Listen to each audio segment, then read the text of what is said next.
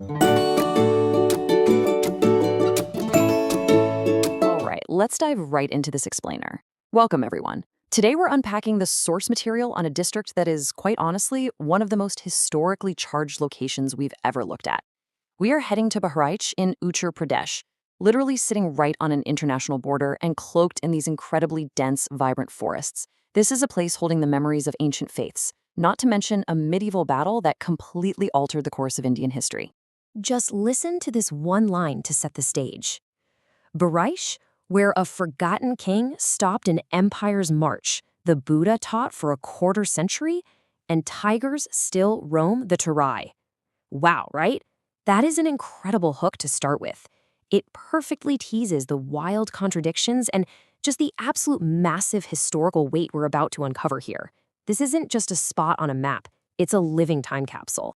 So here's our roadmap for today. We're going to hit 5 main stops: frontiers and names, ancient roots, the Great Battle, Terai wildlife, and finally, we'll look at the modern reality. Let's peel back that first layer, frontiers and names, looking at the geographic and etymological origins of the district. Bahraich kind of lives a double life. Up in that low-lying, super fertile Terai belt, right at the foot of the Himalayas, it looks outward as this bustling international trade route. It actually shares a border with Nepal's Bardia district via the Rupaidia crossing. But on the flip side, it's deeply anchored domestically too, completely surrounded by other UP districts and sitting right there on the banks of the Sadiu and Gagara rivers. It's a true frontier town in every sense of the word. But establishing where it is brings up a really fun mystery. Where does the name Bahraich actually come from? Well, get this, the district doesn't just have one accepted origin story, it actually has 4 completely different theories. We can treat this like a giant historical puzzle. So theory 1 suggests it was originally Brahmaich, meaning god Brahma developed this area for rishis to worship. Theory 2 points to an ancient local tribe known as the Bars. Theory 3 takes a totally different linguistic route, stemming from the Arabic word bar, meaning a large body of water, which actually makes a lot of sense given the Gahara River is right there.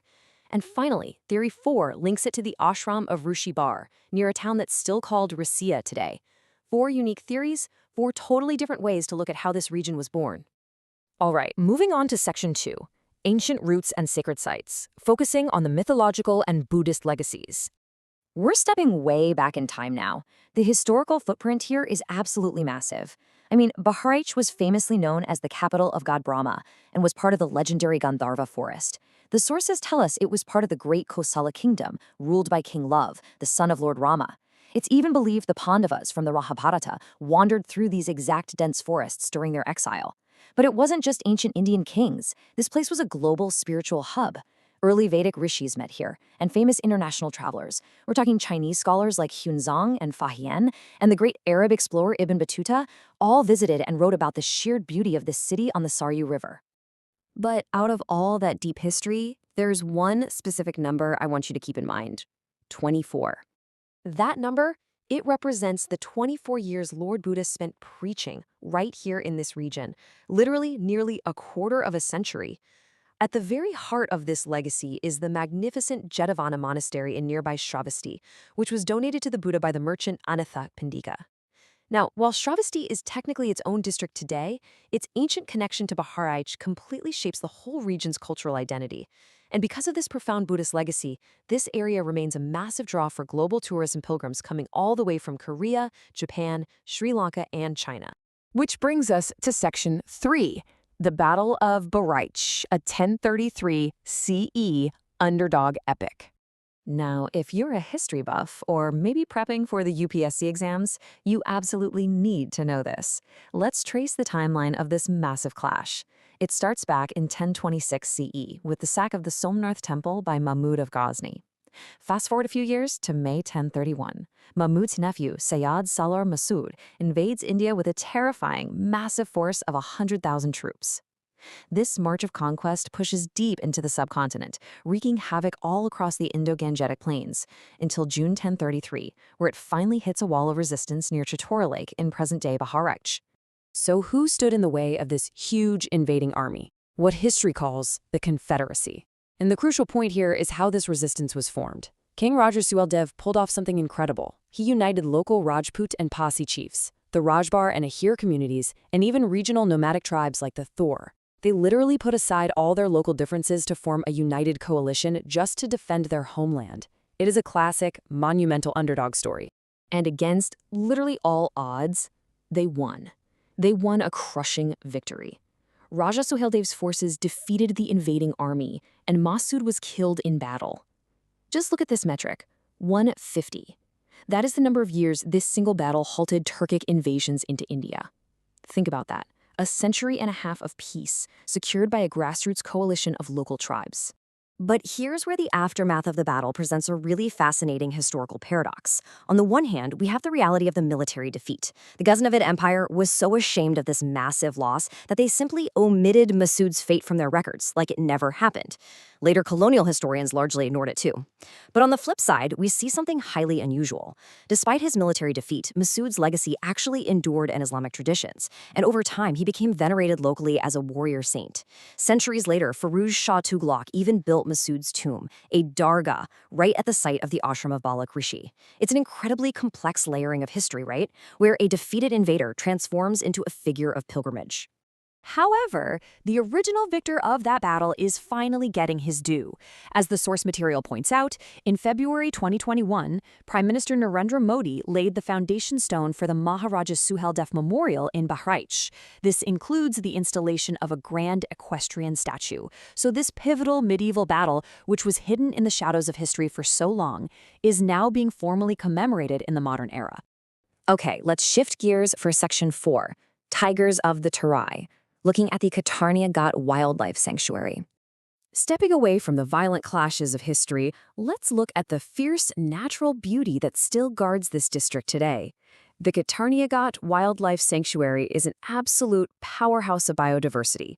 It's actually the biggest wildlife reserve in all of Uttar Pradesh, forming a really vital part of the Terai Arc landscape.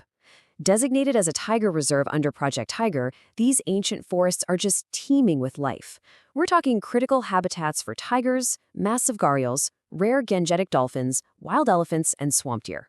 The wild, untamed nature of Bahraich's deep past, yeah, it's still very much alive today. Finally, we arrive at Section 5, Modern Reality. Let's check out the economy and 2011 demographics. So, who actually lives in this storied district right now? Well, the 2011 census reveals a pretty stark demographic reality. Out of a massive population of roughly 3.49 million people, an overwhelming 91.86% live in rural areas. Just a tiny slice, about 8%, live in urban centers. Bahraich is a place that is deeply, fundamentally connected to the land, heavily reliant on the fertile plains of the Terai. And having such a huge rural population creates this fascinating economic and demographic contrast.